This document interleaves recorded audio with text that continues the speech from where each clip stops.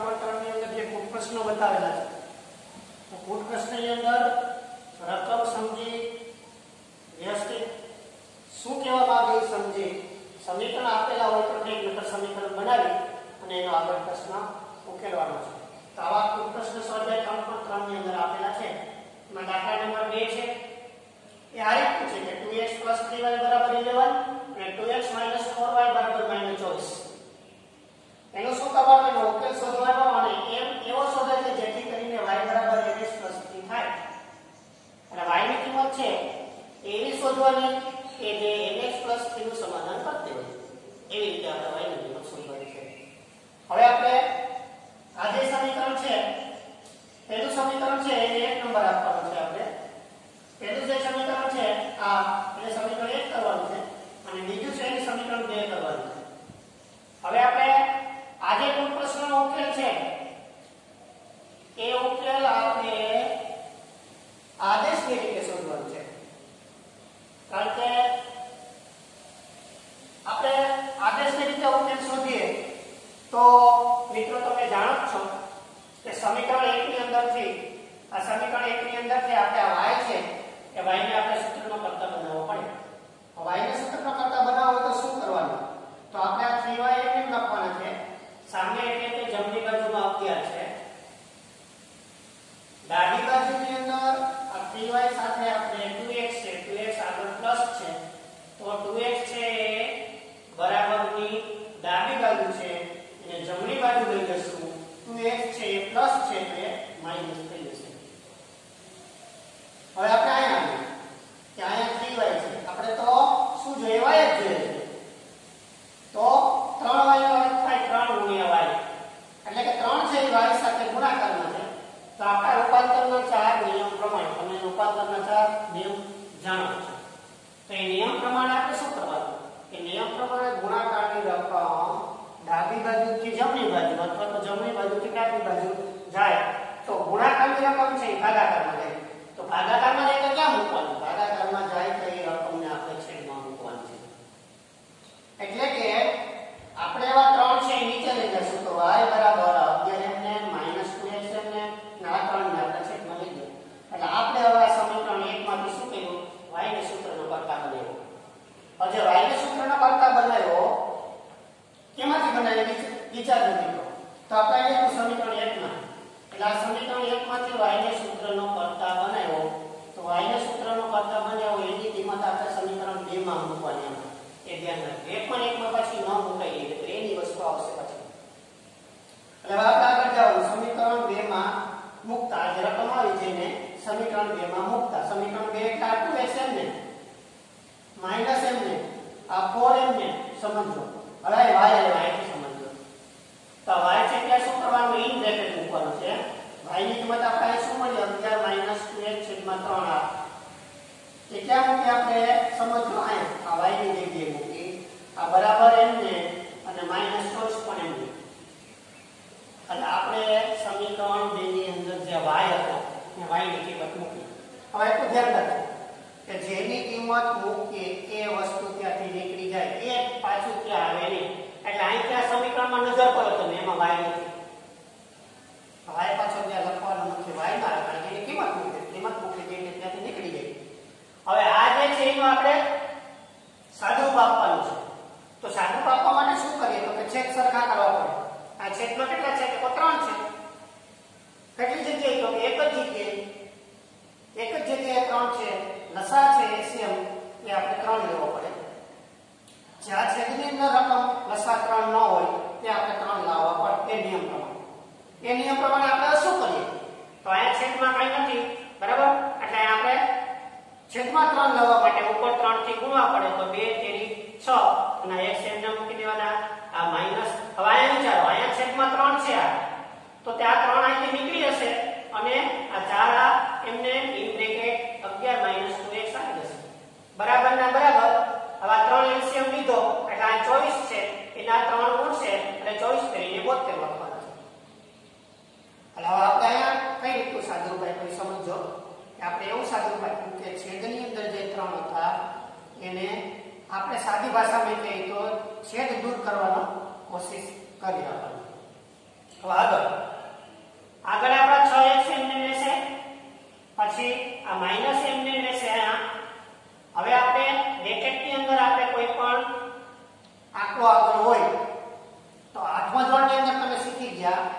કે a * b + c હોય તો આપણે શું કરીએ ab + bc કરીએ એ નિયમ પ્રમાણે આપણે 4 નો 11 નો ગુણાકાર એટલે કેટલા મૂકવાના 44 આગળ ઓછે ઓછે વત્તા બે વાર ઓછા ભેગા થયા એટલે પ્લસ થઈ ગઈ એ આપણે પ્લસ મૂકવાનું પછી 4 અને 2x નો ગુણાકાર એટલે 4 ને 2 નો ગુણાકાર કરવાનો એટલે 4 * 2 = 8 x લગાડવાનો એટલે કેટલા થાય 8x અને આ 72 છે આપણે એમને મૂકી દેવાનું એટલે 72 આપણે એમને મૂક્યા હવે આપણે x x વાળા પદને સરખા કરવાના તો આયા કેટલા છે 6x આયા કેટલા છે 8x એનો સરવાળો કેટલો થાય 14x મૂકવો આપણે હવે સામે -72 છે એમને મૂક્યા પછી આ બાજુ એટલે કે સમીકરણની ડાબી બાજુ તો એ જે છે એ આપણે કેટલા છે -44 છે એને સામે લઈ જવાના આ સાઈડ તો માઈનસ છે એ આપણા નિયમ પ્રમાણે પ્લસ થઈ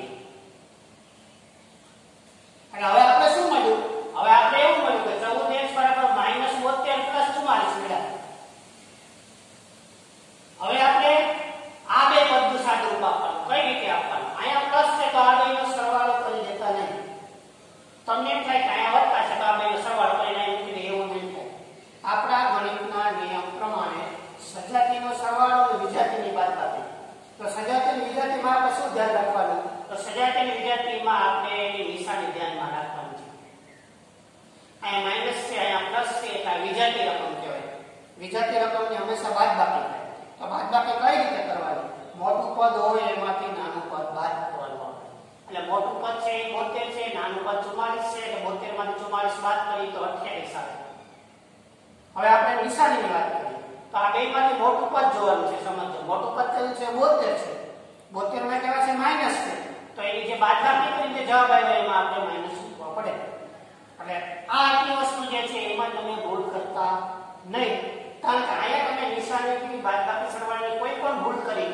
તો બાકીનો દાખલો જે છે ગણિતના નિયમ પ્રમાણે તો ખોટો તમારો ઠરે એટલે એ માર્ક્સ મળવાની પાત્ર થતો નથી એટલે એટલા માટે આટલું આપણે બહુ સાદી વાત છે પ્રાથમિક શાળાની વસ્તુ છે પણ એમાં ભૂલ ન થઈ જાય જોવાનું હવે આપણે x ની કિંમત જોતી હોય તો અહીં 14 છે એટલે 14 * x છે તો 14 * x તો 14 x સાથે 14 ગુણાકારમાં હોય તો ભાગાકારમાં જાય એટલે ભાગાકારમાં જાય એટલે છેદમાં મૂકવાનું એટલે માટે x = -28 એમને અને આ 14 ભાગાકારમાં જાય માટે x બરાબર આ બેનો ભાગાકાર કરો 28 * 14 કરો તો 2 મળે માઈનસ નિશાની ઉડી ગઈ એટલે આપણે આ આદેશની રીતે ઉકેલ મેળવી અને x ની કિંમત છે -2 આપણને મળી હવે શું કરવાનું તો કે હવે x ની કિંમત તો આપણે સમીકરણમાંથી મળી ગઈ તો સમીકરણમાં x ની કિંમત મળી ગઈ તો બીજા કોની શોધવાની છે આપણે બીજો કયો અવકાશ છે આપણી પાસે y તો y ની કિંમત શોધવી હોય તો શું કરવાનું y ની કિંમત જ્યારે શોધવી હોય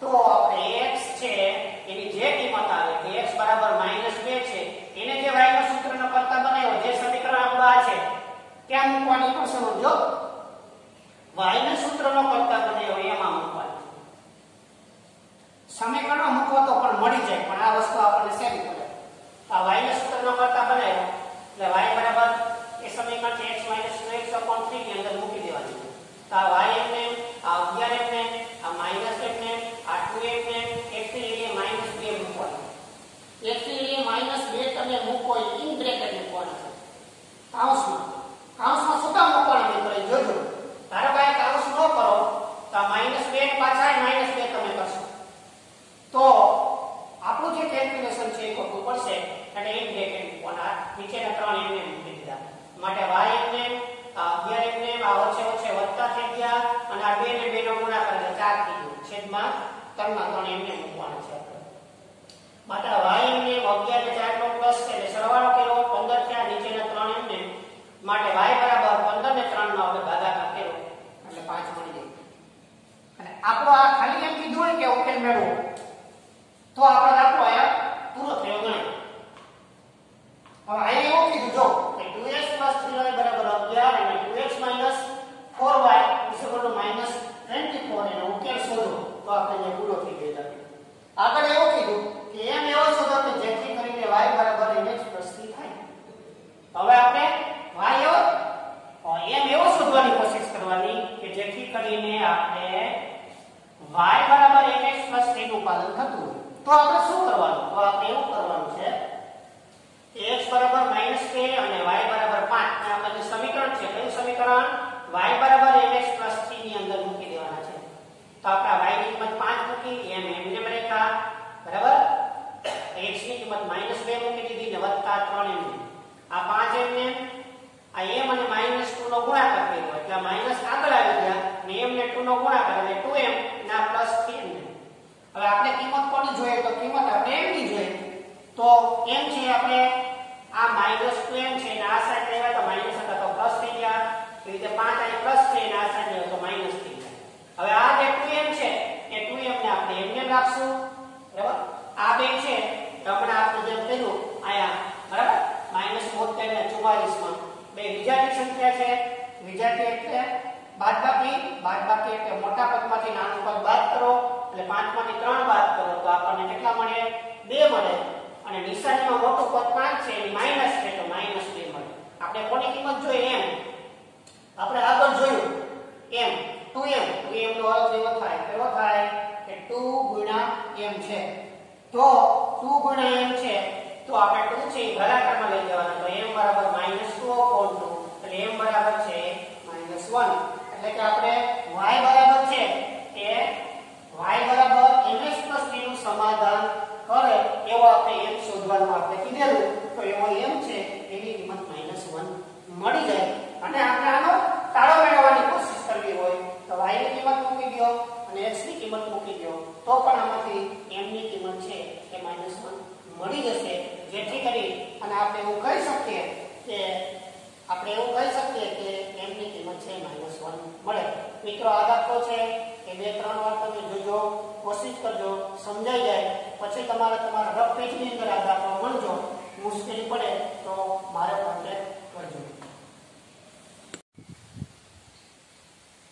વિદ્યાર્થી મિત્રો હવે આપણે આગળ જઈએ તો આગળના દાખલા નંબર 3 કુલ પ્રશ્ન છે.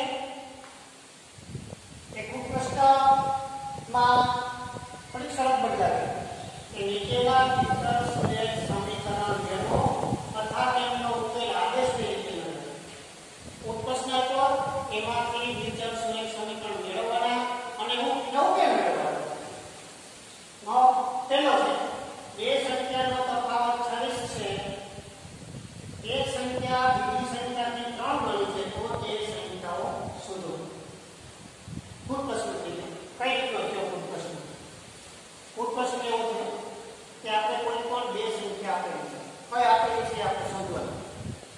સમજો બરાબર કુલ પ્રશ્ન શું આમાં જો ફરીવાર લખીએ આપણે બે સંખ્યાનો તફાવત 26. તફાવત કોને કહેવાય? તો કે બે સંખ્યાની બાદબાકી 26 આપી એનો અર્થ એક સંખ્યા મોટી હશે એક સંખ્યા નાની હશે તો જ બાદબાકી 10-26 થાય.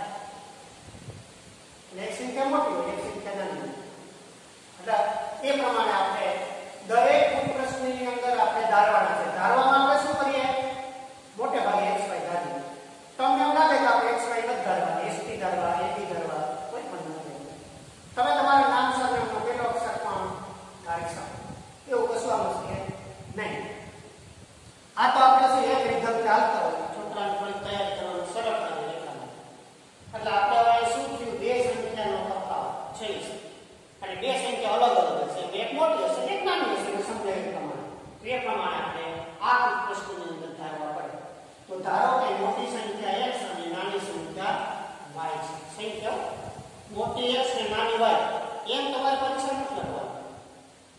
તો મોટી x તો મોટી શું પણ તો મોટી સંખ્યા એવી રીતે નાની સંખ્યા. પહેલી શરત છે બે સંખ્યાનો તફાવત એટલે બેની બાદબાકી. કઈ રીતે બાદબાકી? તો બેનો તફાવત કરવો તો શું હોય? તો 20 - 18 તો બેનો તફાવત બરાબર 20 - 18 એનો તફાવત. તો મોટી સંખ્યામાંથી નાની સંખ્યા બાદ તો આ સંખ્યા પ્લસ મળે એટલે આપણે તફાવત કઈ રીતે કરવાનો? તો તફાવત આપણે 18 - 20 બતાવ્યો હોય તો જવાબમાં કેટલા બતાવે? -3 બતાવે. -3 બતાવે. અહીંયા આપણે જે જવાબ બનાવવાનો છે કેવો છે? પ્લસ 6 આવે. એનો અર્થ એવો કે મોટી સંખ્યામાંથી નાની સંખ્યા બાદ કરવાનો. તો મોટી સંખ્યા આપણે કઈ ધારીએ? નાની સંખ્યા કઈ ધારી y. તો પ્રથમ શરત પ્રમાણે આપણે x - y બરાબર કેટલા આપણે આ પહેલું સમીકરણ ફ્યુચર સ્ટુડન્ટ સમીકરણમાં પહેલું સમીકરણ મળ્યું. શું મળ્યું આપણી પાસે? x - y = 26 મળ્યા. આ બીજા સમીકરણમાં કઈ રીતે બનાવવું? તો આગળ શું કીધું આપણે? તો આગળ એવું કીધું બરાબર આ અને કીધું એક સંખ્યા બીજી સંખ્યાથી 3 ગણી છે. આમ એક સંખ્યા બીજી સંખ્યાથી 3 ગણી છે અને મોટી 3 ગણી હોય ને નાની ત્રીજા ભાગની કઈ રીતે સમજવાનું? આ રીતે સમજવાનું. જોજો એમાં મોટી 3 ગણી હોય તો મોટી સંખ્યા 27 છે તો નાની કેટલી થાય? 9 થાય. મોટી 3 ગણી લેવી પડે ને નાની કરતા. અને એનો અર્થ એવો કે મોટી સંખ્યા 27 હોય તો નાની કઈ થાય? 9 થાય. તો આવા આ બેની વચ્ચે બરાબર મૂલ્ય આવે? આની નો મૂલ્ય બરાબર. તો આ બેને બરાબર કરવા હોય તો શું કરવું પડે? તો આ બેને બરાબર કરવા પડે તો કેટલા મૂકવા પડે? 3 મૂકવા પડે. આ બે બરાબર થઈ ગયો. તો હવે 27 બરાબર 27 થઈ ગઈ. તો આપણે x તો એમાં શું કરવાનું? મોટી સંખ્યા x છે, નાની સંખ્યા કઈ છે? y. તો નાની સંખ્યા હતી એને આપણે કેટલા વડે ગુણ્યા 3 વડે. નાની સંખ્યા કઈ છે? y. તો એને કેટલા વડે ગુણવાના? 3 વડે ગુણવાના. આ ધ્યાન રાખજો. જ્યારે જ્યારે આવા કોઈ પ્રશ્ન આવે ત્યારે તમે 3x બરાબર y મૂકી દેશો અથવા 3x બરાબર 3y મૂકી દેશો. એવું ન થાય એટલા માટે તમે આ વસ્તુ વિચારજો કે આવું હોઈ શકે. એટલે આપણે બીજું સમીકરણ શું મળ્યું? x બરાબર 3y. હવે આપણે આમાં આદેશની રીતે ઉકેલ મેળવવાનો છે. કોઈ પણ એક સમીકરણ કે બે સમીકરણમાંથી કોઈ પણ x અથવા y નું સૂત્ર બતાવો. આમાં એવું પડે આમાં તૈયાર છે x બરાબર 3y. સૂત્રનો કરતા બીજા સમીકરણમાં x બરાબર 3y સૂત્રનો કરતા તૈયાર છે. અને એ સીધે એનો આપણે ઉપયોગ કરવાનો. હવે શું કરવાનું? હવે x બરાબર 3y ને સમીકરણ કેમાં મૂકવાનું? 2 માં. આ સમીકરણ કેમાંથી છે? આપણે એક સમીકરણ કેમાંથી છે? 2 માંથી. એ સમીકરણ કેમાં મૂકવાનું? 1 માં મૂકવાનું. 2 માંથી શું કરવાનું? x બરાબર 3y ને સમીકરણ 1 માં મૂકવાનું. તો સમીકરણ 1 ક્યાં? તો આ x ની જગ્યાએ કેટલા મૂક્યા? 3y. તો માઈનસ કેટલા છે? 5. બરાબર કેટલા છે? 26. એમ. તો આપણે હવે શું થાય? આ 3y માંથી 1y. આ 3y પ્લસ છે, 1y કેવો છે? માઈનસ. 10 માઈનસ 5. 3y માંથી 1y બાદ કેટલા હોય? 2y. તમે y માટે તમે જો y આવી જતી હોય, મુશ્કેલી પડી જતી હોય તો શું કરવાનું? y તમારા મગજમાંથી કાઢી નાખો. આ કેટલા છે? 3 રૂપિયા. આ કેટલા છે? 1 રૂપિયા. 3 રૂપિયા જાય તો કેટલા રૂપિયા વધે? 2 રૂપિયા. તો કન્ફ્યુઝન તમારું ન થવું. આ તો અજ્ઞાત વસ્તુ છે એટલે આપણે એવું કરી શકીએ. નહીં તો 26 એકમ છે. આપણે તો y ની કિંમત જોઈએ તો y સાથે આ 2 છે ગુણાકાર. 2 ગુણ્યા y ગુણાકારમાં હોય તો સામે જાય તો ભાગાકારમાં એટલે છેદમાં જાય. એટલે કે y બરાબર 26 ભાગ્યા 2 એટલે y ની કિંમત આપણને 13 મળે. તો માનો કે આ તમારો ટૂંકા પ્રશ્નો છે, એક પ્રશ્ન અને તમને x ની કિંમત મારેલી છે એવું કહ્યું.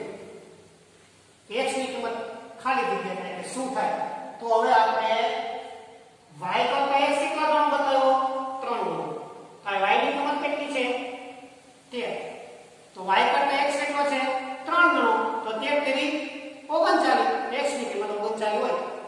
જો એક માસનો દાખલો હોય તો તમારે આગળ કરવાની જરૂર નથી. તમારે x ની કિંમત 39 હોય એવું સીધું લખી દેવાનું છે. પરંતુ અહીં તો આપણે દાખલો ગણવાનું આગળ જઈએ. હવે y ની કિંમત મળી કે તો એને શું કરવાનું? હવે y બરાબર 13 ને સમીકરણ 2 માં મૂકી દેવાનું. બરાબર? આ બે આપણે તૈયાર થયા. સૂત્રનો કરતા બનાવવાની જરૂર નથી પડી. એટલે નહીતર કેમાં મૂકવાનું? અને જે કિંમત આપણે સૂત્રનો કરતા બનાવી એમાં કિંમત મૂકવાનું. એટલે તેમાં મૂકવાના સમીકરણ 2 માં. સમીકરણ 2 કે આ x એ લીધો. પછી આ કેટલા છે? 3y. આ લીધું 3y. આ 3 એટલે 3y એટલે 3 ગુણ્યા હોય તો ગુણ્યા 13 કહેવાય. 3 ગુણ્યા 13 એટલે કેટલા? 39. x કેટલા આવ્યા? 39. આ તમને આ રીતે એવું કે x ની કિંમત મળી ગઈ. દાખલો પૂરો. બરાબર? શું માંગ્યું આપણે જોવાય? એ વિચારવાનું. પ્રશ્નમાં માંગ્યું શું? તો તે સંખ્યાઓ શોધો. તો તે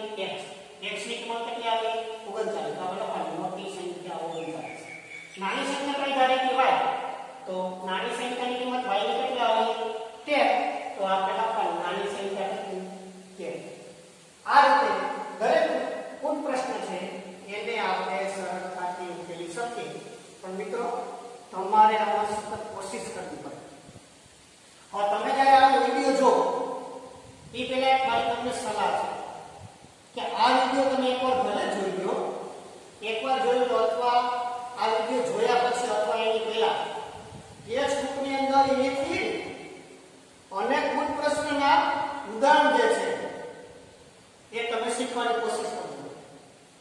એમાં વિચારજો એમાં કેમ બતાવ્યું, મેં તમને આવી કેમ સમજાવ્યું. કે ઉદાહરણ નહીં સમજાતું હોય તમે વિડિયો જોશો કેમ આવ્યું ઉદાહરણ સમજાઈ જશે.